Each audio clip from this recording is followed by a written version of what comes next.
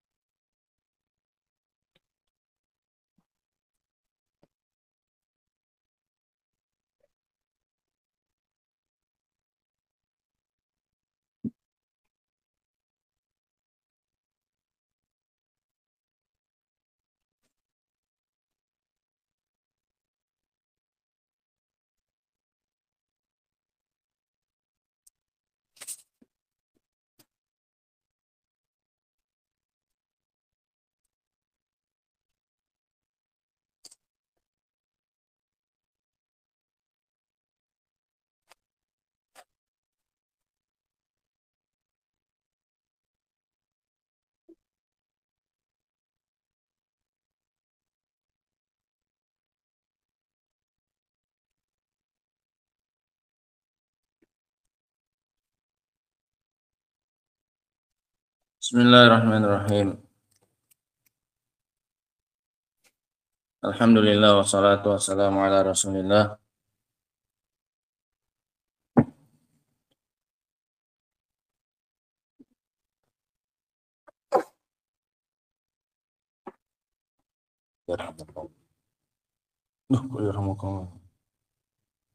Yang bersin baca apa? Terus jawabnya.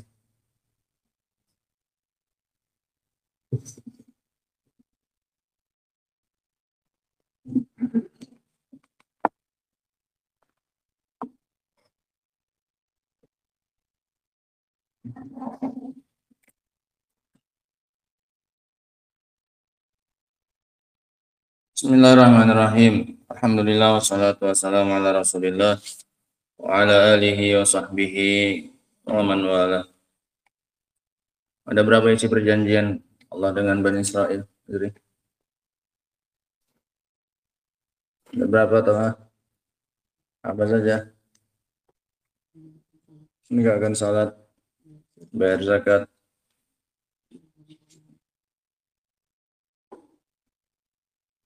abdur, iman, beriman kepada para rasul, terus meminjamkan sebelumnya, warni, membela dan mengagungkan para rasul. Ini mana azartumuhum di dalam as-sihah, kamus as-sihah Al-Jauhari kalau nggak salah.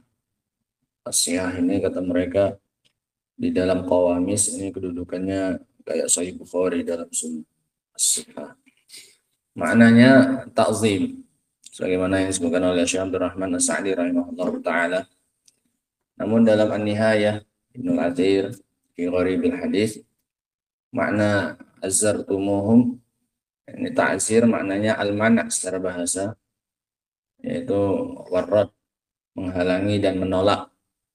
Nah, maknanya adalah membela, an-nasr, dinamakan itu sebagai pembelaan dan pertolongan. Nah, dikarenakan seseorang yang mentakzir seseorang dari musuhnya karena dia telah menjauhkan dan menolak apanya? Musuh dari dia. Kita membela dia, menolong dia karena kita menjauhkan apa? Musuh. Dan itu kenapa dinamakan hukum ta'zir itu dengan hukum ta'zir. Karena kita menghalangi mana? Menghalangi si pelaku dari mengulangi lagi apanya? Pelaku perbuatannya. Makanya dinamakan hukum apa? Ta'zir. Ta'zir kan dari azzara. Nah, sehingga ini maknanya dua-dua bisa. Bisa maknanya ta'zim, sebagaimana yang disebutkan oleh Syekh Abdurrahman As-Sa'di rahimahullah, dan bisa maknanya sebagaimana yang kita sebutkan di awal, maknanya adalah apa? An-nasr, membela dan menolong. Nah, sebelum ucapan Waraqah kepada Nabi sallallahu alaihi wa alihi wasallam. Nah, kita lanjutkan ayat yang ke-13. Qala Asy-Syaikh Abdurrahman bin Nasir As-Sa'di rahimahullah, faka'annahu qil, seolah-olah dikatakan kepada beliau, seolah-olah dikatakan, tanyakan pada mereka ini, laita syi'ri, duhai kiranya ilmu saya ini ada tentang apa yang mereka lakukan. Allah mancing keingintahuan kita. Laita syi'ri madza fa'alu, apa kira-kira yang mereka lakukan, yaitu terhadap perjanjian tersebut.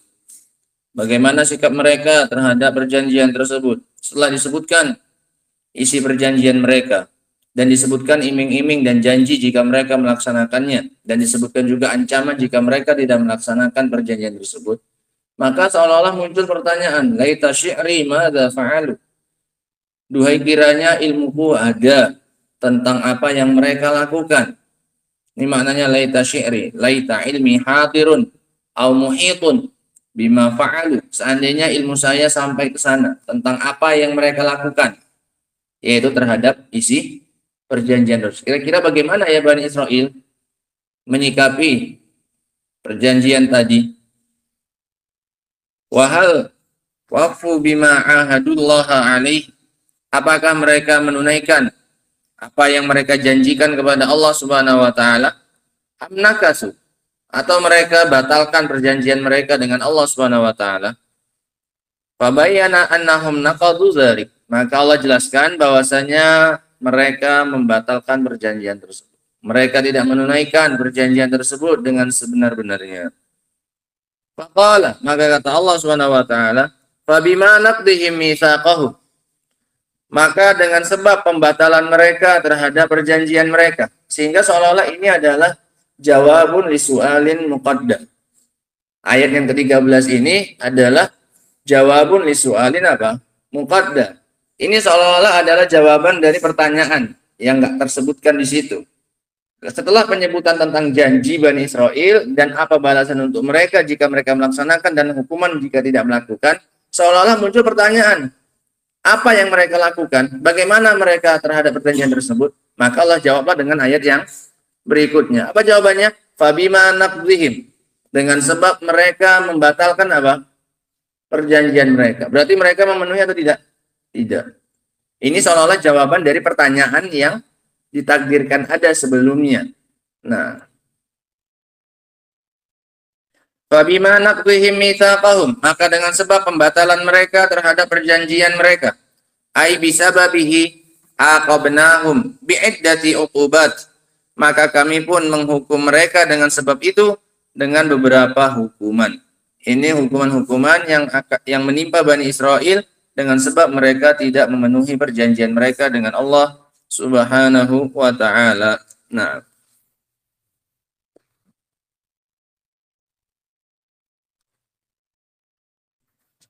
yang pertama al-ula, anna la'annahum, kami melaknat mereka. Ai taratnahum wa ab'adnahum, kami usir mereka dan kami jauhkan mereka min rahmatina, dari rahmat kami. Itu maknanya laknat.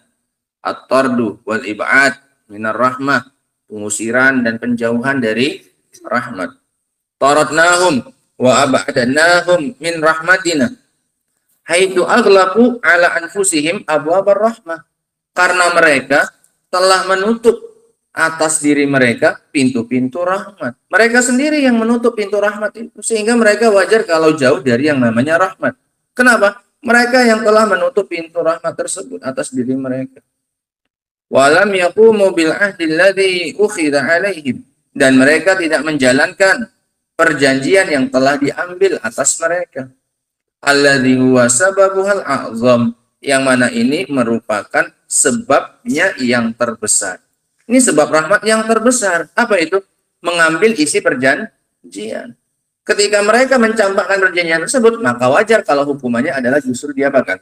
Dijauhkan dari rahmat. Karena sebabnya rahmat adalah menjalankan isi apa? Perjanjian. Sehingga ini hukuman yang pertama bagi mereka. Kenapa mereka, Akbar? Kena batu apa kena duri? Kenapa mereka, Abdullah? Kenapa mereka, Ali? Nah, diikuti ceritanya ini. Asik ceritanya, cerita tentang zaman dulu. Bagaimana orang-orang Bani Israel itu nggak tepat apa ini? Nggak tepat apa? Nggak tepat apa, Abdullah?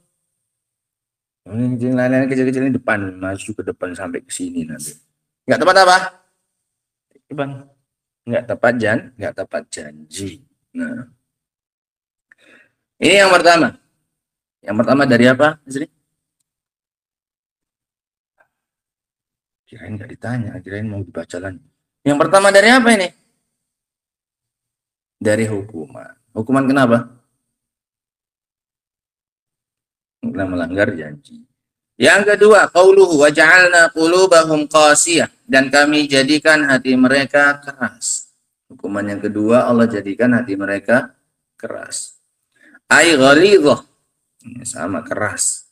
La tujdi fihal mawa'id. Kerasnya dari sisi mana? Tidak bermanfaat baginya nasihat-nasihat. Itu artinya kerasnya hati. Tidak bermanfaat padanya nasihat-nasihat. Wala tanfa'uhal ayat wan nuzur, dan tidak bermanfaat baginya ayat-ayat dan peringatan. Fala yurribuhum tashwiqun wala yuz'ijuhum takhwifun.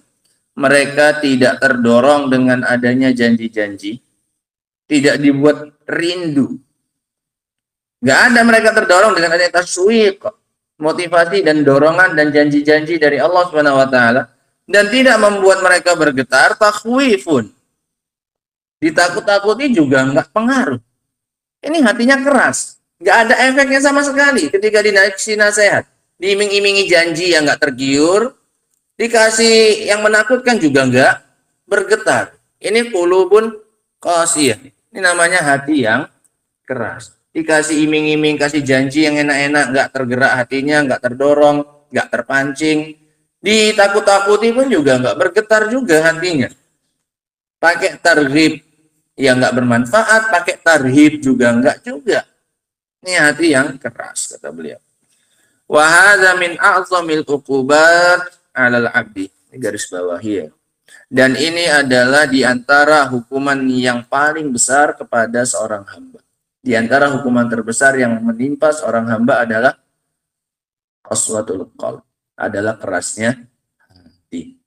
Ini di garis bawahi. Wa hadza min a'zamil uqubati 'alal 'abdi. Dan ini adalah di antara hukuman terberat yang pernah menimpa seorang hamba, yaitu hatinya dibuat keras oleh Allah Subhanahu wa taala.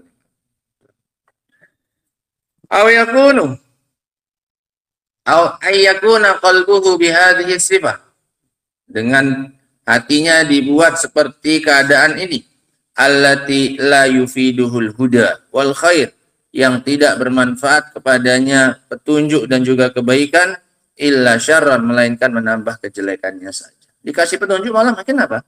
Jelek. Dikasih arahan, dikasih kebaikan malah semakin jauh. Nah, la yufiduhul huda wal khair illa syarran. Dikasih petunjuk, dikasih kebaikan, malah yang muncul hanya apa ini? Kejelekan. Alam mazahu azaqallahu qulubakum. Nah, adzalitah, yang ketiga, annahum yuharrifunal kalima min ba'di mawadhihi Mereka memalingkan ucapan Allah dari tempat-tempatnya, dari yang diinginkan oleh Allah berupa makna. Ai ubtulu bita'yir bitaghyir wat tabdil. Mereka diuji, dicoba, dikasih musibah. Ubtulu bisa jadi minal bala, bisa minal ibtila. Mereka diberi ujian, mereka ditimpa penyakit taghyir wat tabdil, suka ngubah-ngubah, suka merubah-rubah. Fayaj'aluna lil kalim alladzi aradallah, maka mereka jadikan untuk ucapan yang diinginkan oleh Allah maknan, untuk mereka itu jadikan suatu makna ghairu ma aradahullahu wa rasul, dengan makna selain yang diinginkan oleh Allah dan Rasulnya. Ini kemarin kita sebutkan. Allah inginnya A, mereka palingkan kepada makna yang lain. Mereka bilang maknanya B. Allah ingin B, mereka bilang maknanya A. Ini maknanya yuharrifun al-kalimah am mawadhi. Ini maknanya memalingkan ucapan Allah dari apanya? Tempatnya. Memalingkan apanya? Maknanya. Mereka tahrif maknanya. Yang maknanya harusnya A, Allah inginkan dengannya makna A, mereka bilang menjadikan maknanya apa? B. Enggak, Allah itu maksudnya ini. Padahal Allah maksudnya A. Ini hukuman yang ketiga. Ar-rabi'ah yang keempat, annahum nasu hadzam mimma dzukiru bih. Mereka melupakan bagian yang mereka diperingatkan dengannya. Itu bagian, itu jatah, itu hartamu. Apa yang diingatkan kepada kita berupa Al-Quran dan juga Sunnah, itu bagian hidup kita. Itu harta kita, hadzan, itu jatahnya kita. Nah, dan itu mereka lupakan. Padahal mereka sudah diberi Taurat yang dijadikan oleh Allah sebagai alat pengingat mereka, tapi mereka lupakan apa yang sudah diberikan sebagai jatahnya mereka. Nah, itu pemberian dari Allah Subhanahu wa taala. Ketika diberi nasihat, ketika diberi ilmu kita, maka itu adalah berupa nasihat, bagian dari hartanya kita yang paling berharga. Jangan dicampakkan, jangan disia-siakan. Fa innahum dzukiru bit Taurah, karena mereka telah diingatkan pakai apa? Pakai Taurat. Bani Israel sudah diingatkan pakai Taurat. Wa bima anzalallahu ala Musa, dan dengan apa yang Allah turunkan kepada Nabi Musa berupa mukjizat, berupa ayat, berupa suhuf. Kalau suhufnya ini berbeda dengan Taurat menurut sebagian pendapat. Suhufi Ibrahim wa Musa. Suhufnya Ibrahim dan Musa. Kalau suhufnya ini selain apa ini? Taurat. Oh, sudah dapat suhuf, lembaran-lembaran, sudah dapat Taurat. Nah, fanasu hadzam minhu, maka mereka pun melupakan bagian mereka dari Taurat. Wa hadza syamilun linisyani ilmihi. Lupa di sini mencakup lupa ilmunya. Enggak ingat lagi apa yang ada dalam Taurat. Enggak ingat lagi nasihat apa yang dulu diberikan oleh Nabi Musa. Hilang semuanya. Sama sekali enggak pernah lagi ingat di benak mereka. Ini lupa apa namanya? Lupa ilmunya. Lupa pernah tahu. Nah, wa annahum nasuhu wa dha'a anhum, dan bahwasanya mereka melupakannya dan hilang dari mereka. Walam yujad katsirun mimma ansahumullahu iyyahu uqubatan minhu lahum, dan tidak didapati banyak dari apa yang telah Allah lupakan mereka darinya, itu adalah sebagai hukuman dari Allah untuk mereka. Lupanya kita terhadap apa yang sudah pernah kita dapatkan berupa ilmu sebelumnya, ini adalah apa? Hukuman. Termasuk melupakan ayat, termasuk melupakan hadis yang sudah dulu pernah kita hafal. Waliyadzubillah, ini bisa jadi adalah bentuk apa ini? Hukuman dari Allah Subhanahu wa taala. Sudah pernah kita pegang, kemudian apa ini? Kemudian lepas. Waliyadzubillah. Wa syamilun linisyanil amal, dan ini juga mencakup lupa mengamalkan. Maknanya apa? Bukan lupa mengamalkan, enggak ingat, bukan. Wa alladzi huwa tark, maknanya meninggalkan. Meninggalkan amal. Meninggalkan amal itu namanya lupa. Nah, sebagaimana yang disebutkan dan dijelaskan oleh Allah Subhanahu wa taala. Nah, wa syamilun linisyanil amal alladzi huwa tark, sehingga tahu ilmunya tapi enggak diamalkan. Ini namanya lupa apa? Lupa amal. Kalau enggak ingat sama sekali, namanya lupa apa ini? Lupa ilmu. Sehingga lupa di sini mencakup dua-duanya. Lupa ilmunya, nggak pernah lagi terlintas di benak, dan lupa apa? Untuk mengamalkan, meskipun ilmunya masih apa? Masih ada. Ini dicatat nih faedahnya. Dua macam apa ini? Nisyan, dua macam kelupaan. Nah,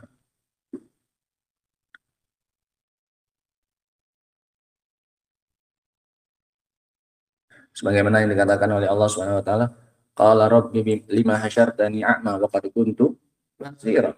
Qala kadzalika atatka ayatuna. Terus fanasita wa kadzalikal yauma. Begitulah dulu kamu didatangkan ayat-ayat kami, tapi kamu apa? Kamu campakkan, kamu lupakan.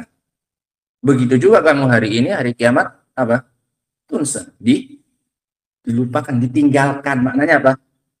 Diabaikan oleh Allah SWT, ditinggalkan oleh Allah SWT. Karena dia dulu di dunia meninggalkan apa ini? Ayat-ayat Allah SWT. Ketika dia protes, kenapa aku sekarang apa? Buta ya Allah. Padahal dulu aku di dunia apa? Bisa melihat. Nah, wa kadzalika atatka ayatuna fanasita wa kadzalikal yauma tunsa. Begitu pula hari ini kamu akan dilupakan. Allah lupa, nggak ingat sama dia atau apa? Maknanya apa? Tutrok. Kamu hari ini ditinggalkan. Sehingga ini maknanya nisyan yang kedua. Nah, nggak diapa-apai, ditinggalkan, nggak diamalkan. Nah, falam yuwaffaqu lil qiyami bima umiru bihi, maka mereka tidak dapat taufik untuk melakukan apa yang mereka diperintahkan dengannya. Wa yastadillu aw yustadallu bihadza ala ahli alkitabi bi inkarihim ba'dal ladzi qad dzukiru fi kitabihim aw waqa fi zamanihim annahu mimma nasaw. Dan dijadikan dalil dengan ini bahwasanya ahlul kitab dengan pengingkaran mereka terhadap sebagian apa yang telah diingatkan, disebutkan di dalam kitab-kitab mereka. Ini buktinya mereka itu banyak yang lupa dari kitab-kitab mereka. Atau terjadi di zaman mereka bahwasanya mereka melupakannya. Di zaman mereka sendiri sudah ada yang melupakan isi dari apa ini? Isi dari Al-Quran waliyadzubillah. Isi dari kitabnya Taurat. Ini hukuman yang keempat. Melupakan peringatan yang dulu pernah disampaikan kepada mereka. Baik lupa ilmunya atau lupa banyak untuk mengamalkannya. Nah, maknanya tidak mengamalkan. Al-khamisah yang kelima, al-khiyanah al-mustamirah, pengkhianatan yang terus-menerus. Allati la tazalu tattali'u ala kha'inatin minhum, yang terus-menerus engkau dapati dari mereka pengkhianatan, ai khiyanatin lillahi wa li ibadihil mu'minin. Pengkhianatan di sini mencakup dua, pengkhianatan kepada Allah dan pengkhianatan kepada hamba-hambanya yang beriman. Wa min a'zamil khiyanati minhum, dan termasuk pengkhianatan terbesar dari mereka, katmuhum min an man ya'izuhum wa yuhsinu fihi mudzanna al-haqqah. Dan termasuk pengkhianatan terbesar dari mereka adalah penyembunyian mereka. Katmuhum, penyembunyian mereka. Apa yang disembunyikan? Al-haqqah. Maf'ul bihnya itu di belakang. Al-haqqah yang terakhir itu maf'ul bihnya. Katmihim al-haqqah, penyembunyian kebenaran, penyembunyian mereka terhadap kebenaran, amman ya'izuhum, terhadap orang yang dia menasihati mereka. Orang yang dia nasihati ditutup kebenaran yang sesungguhnya. Wa yuhsinu fihi dzan, dan dari orang yang masih berhusnudzon kepada mereka, yang namanya kebenaran itu ditutup dari mereka, enggak disampaikan. Enggak dibilang bahwasanya akan ada nabi yang cirinya seperti ini, enggak disampaikan. Nah, ini pengkhianatan besarnya mereka, tidak menyampaikan kebenaran kepada orang yang sedang mereka apa ini? Nasihati. Wa ibqa'uhum ala kufrihim, dan membiarkan mereka tetap di atas apanya? Kekufuran mereka. Padahal mereka tahu itu adalah Muhammad itu seorang nabi, tapi nggak disampaikan kepada para pengikutnya. Ini bentuk apa? Pengkhianatan. Ini pengkhianatan mereka, penyembunyian mereka terhadap kebenaran dari orang yang mengikuti mereka, orang yang biasa mereka nasihati, disembunyikan kebenaran. Ini bentuk pengkhianatan. Dan membiarkan mereka di atas kekufuran mereka, fahadhihi khiyanatun azimah, maka ini adalah pengkhianatan yang besar.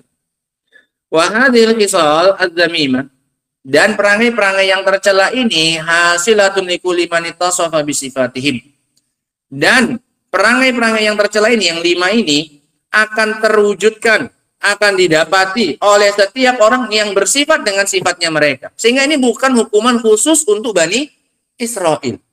Ini hukuman berlaku umum, baik untuk Bani Israel atau siapapun yang bersifat dengan sifat-sifatnya Bani Israel. Setiap orang yang tidak melaksanakan, menunaikan janjinya kepada Allah SWT untuk menjalankan perintah dan meninggalkan larangan, diancam dengan hukuman yang sama seperti yang Allah ancamkan kepada siapa? Bani Israel. Ini makna ucapan beliau.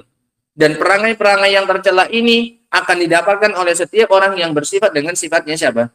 Mereka Bani Israel. Bukan hanya khusus untuk Bani Israel hukuman ini, tidak. Fakullu man lam yakum bima amarallahu bihi. Ini rumusnya. Maka setiap orang yang tidak menjalankan apa yang Allah perintahkan dengannya, wa aqadha bihi alaihi, dan mengambil apa yang telah dibebankan kepadanya untuk iltizam, untuk dia pegangi teguh, kana lahu nasibum minal la'nah, maka dia dapat jatah dari apa? Laknat. Ya, masing-masing sesuai dengan porsinya. Semakin dia tidak melaksanakan janjinya kepada Allah, semakin banyak yang dia tinggalkan, maka semakin besar pula laknatnya. Yang penting dia dapat jatah dari apa? Laknat. Wa qaswatil qalb, dan juga dapat jatah dari kerasnya apa? Hati. Wal ibtila bi tahrifil kalam, dan diuji dengan perbuatan suka mengubah-ubah apa ini? Makna ucapan Allah dan juga Rasulnya sallallahu alaihi wasallam. Yuharrifuna al-kalimah an mawadhi'i. Wa annahu la yuwaffaqu lis-shawab, dan bahwasanya dia tidak akan mendapatkan taufik kepada kebenaran. Kenapa? Wa nasu hazzam mimma dzukiru bih, dan dia lupa. Lupa apa ini? Kalau nggak dapat taufik untuk mengamalkan yang benar, berarti lupa apa ini? Lupa beramal. Wa nisyanu hazzan mimma dzukiru bih, dan dia melupakan bagian dari apa yang sudah diingatkan kepadanya. Wa annahu la budda an yubtala bil khiyanah, dan bahwasanya dia pasti akan ditimpa dengan penyakit apa ini? Khianat. Nas'alullah al-afiyah. Amin. Kita mohon kepada Allah keselamatan. Sehingga ini faedah penting dari beliau, bahwasanya hukuman yang diancamkan oleh Allah kepada Bani Israel ini bukan hukuman khusus untuk mereka. Hukuman ini juga mencakup setiap orang yang punya sifat seperti sifatnya Bani Israel yang disebutkan di atasnya. Waliyadzubillah. Wa sammallahu ta'ala ma dzukiru bihi hadzat. Ini beliau ingin fokus di hukuman yang keempat. Dan Allah menamakan apa yang diingatkan mereka dengannya itu sebagai hadzat, bagian, harta. Nah, disebut sebagai bagian dan jatah. Bagian hartamu itu. Apa yang kamu diingatkan dengannya itu adalah apamu? Bagianmu, jatahmu, hartamu. Li'annahu huwa a'zamul huzuz. Dikarenakan ini adalah bagian dan jatahmu yang paling besar. Apa yang dinasihatkan kepada kita berupa ayat-ayat Allah, berupa hadis-hadis Nabi SAW, ini adalah bagian terbesarnya kita. Kalau harta disebut hadzan, maka ini lebih pantas lagi disebut apa? Hadzan. Kalau dikasih harta itu kan jatahmu. Itu saja sudah disebut hadzan. Apalagi berupa apa ini? Ilmu. Maka lebih pantas lagi untuk disebut apa? Hadzan. Kenapa disebut jatah dan bagian? Nah. Wa ma'adahu, adapun yang selainnya, selain ilmu, selain Al-Quran dan juga selain sunnah, fa inna ma hiya huzuzun dunyawiyah, itu hanyalah jatah-jatah, bagian-bagian yang bersifat apa ini? Keduniaan. Harta dan yang lainnya, anak, keluarga, istri, semuanya itu huzuz dunyawiyah, semuanya bagian jatah-jatah keduniaannya kita. Kama qala ta'ala, seperti yang Allah katakan tentang Qarun. Fakharaja ala qaumihi, maka dia pun keluar menemui kaumnya fi zinati, dengan perhiasannya lengkap. Qala alladzi yuriduna al-hayata dunya, maka berkatalah ketika melihat Qarun seperti itu, maka berkatalah orang-orang yang menginginkan kehidupan dunia, ya laitalana, duhai kiranya kita memiliki mithla ma utiya Qarun, sama seperti apa yang diberikan kepada Qarun. Seandainya kita sama dapat bagian yang sama seperti bagiannya siapa ini? Qarun. Mereka sebut itu apa? Hadz. Apa kata mereka setelahnya? Innahu lazu hazzin azim. Sungguh dia memiliki bagian banyak dari harta yang besar. Siapa ini? Qarun. Allah katakan, mereka katakan dianggap punya apa dia? Hazzun. Padahal dia punya apa? Yang dia punya hanya apa? Harta. Nah. Wa qala fil hazzin nafi'. Itu haz yang enggak bermanfaat. Itu jatah bagian yang enggak bermanfaat bagi siapa? Bagi Qarun. Buktinya bukan semakin menyelamatkan dia hartanya.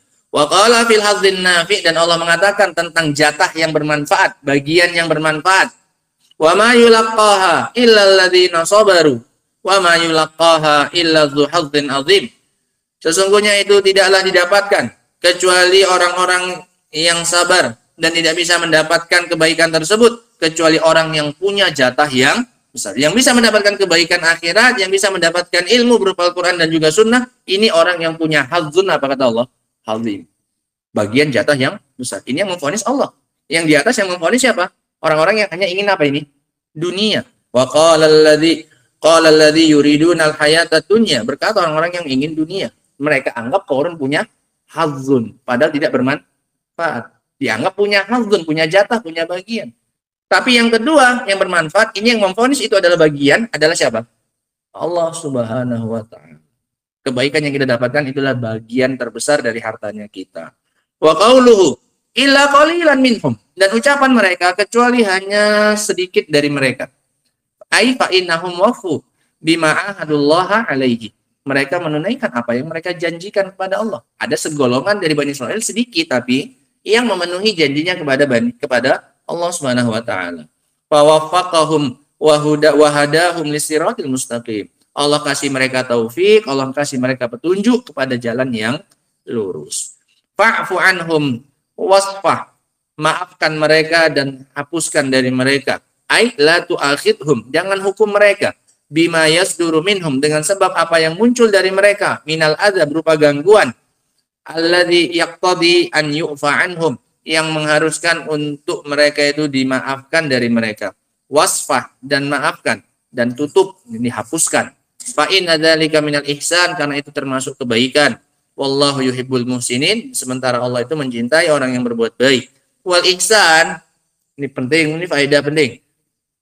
Dan maknanya ihsan, dan ini sudah kita sebutkan ya kawan, pendapat yang benar bahwasanya ini bukan turunnya sebelum kewajiban untuk berjihad dan berperang melawan orang-orang kafir. Perintah untuk memaafkan dari mereka, orang-orang yang menyakiti dan mengganggu Rasul SAW, ini ditempatkan masing-masing pada kondisinya tertentu. Ketika mungkin untuk diperangi, maka yang diterapkan adalah perintah ayat-ayat tentang apa ini? Jihad. Ketika tidak mungkin untuk diperangi, maka yang diterapkan ayat-ayat seperti ini. Fa'fu anhum wasfah. Disuruh apa? Maafkan dan berlapang dada. Mafhum ya? Nah, dikarenakan ini dalam surat Al-Maidah masalahnya. Dan surat Al-Maidah ini surat yang paling terakhir turun, sehingga nggak mungkin kita katakan ayat ini dihapus dengan perintah-perintah untuk apa? Jihad. Maksudnya karena ayat ini turunnya kapan? Belakang. Maka lebih bagus kita katakan ayat ini nggak terhapus, masih tetap berlaku, hanya saja didudukkan pada situasi tertentu. Sementara ayat-ayat tentang jihad didudukkan pada tempat yang lain. Maksud ya? Nah, sehingga ayat ini nggak bertentangan dengan perintah-perintah untuk berjihad melawan orang-orang apa ini? Kafir. Di satu sisi mereka kadang disuruh apa kita? Berlapang dada dan memaafkan apa yang muncul dari mereka berupa gangguan. Dan maknanya ihsan adalah huwa anta budallaha ka'annaka tarah. Ini makna ihsan yang pertama. Engkau beribadah kepada Allah seolah-olah engkau apa ini? Melihatnya. Fa in lam takun tarahu fa innahu yara. Kalau kamu nggak sanggup seolah-olah melihat dia, maka yakin saja dia pasti apa? Melihat kamu. Ini agak lebih rendah. Tingkatan yang pertama, musyahadah. Ini tingkatan ihsan yang musyahadah. Seolah-olah kamu menyaksikan siapa ini? Allah. Ini lebih tinggi levelnya. Kalau nggak mampu level yang ini, musyahadah, level muraqabah, level merasa diawasi oleh Allah SWT. Yakin sajalah, kalau kamu nggak bisa seolah-olah melihat dia, yakin saja Allah dia pasti akan melihat kamu. Udah. Kalau nggak bisa musyahadah, pindah ke tingkatan yang di bawahnya apa ini? Muraqabah, merasa diawasi oleh Allah SWT. Ini ihsan terkait dengan haknya Allah SWT. Nah, ini ihsan terkait dengan apa? Haknya Allah SWT. Ihsan kepada makhluk lain. Wa fi haqqil makhlukin, sementara pada haknya makhluk, ihsannya bagaimana? Enggak kayak gitu. Itu ihsan kepada siapa? Allah. Ini kan enggak Allah sebutkan. Wallahu yuhibbul muhsinin. Allah mencintai orang-orang yang berbuat ihsan. Baik ihsan kepada Khaliq atau ihsan kepada makhluk. Ihsan itu ada dua. Ihsan kepada Khaliq, ihsan kepada makhluk. Ihsan kepada Khaliq apa maknanya? Anta'budallaha ka'annaka tarah, fa illam takun tarahu fa innahu yara. Kalau enggak musyahadah, muraqabah.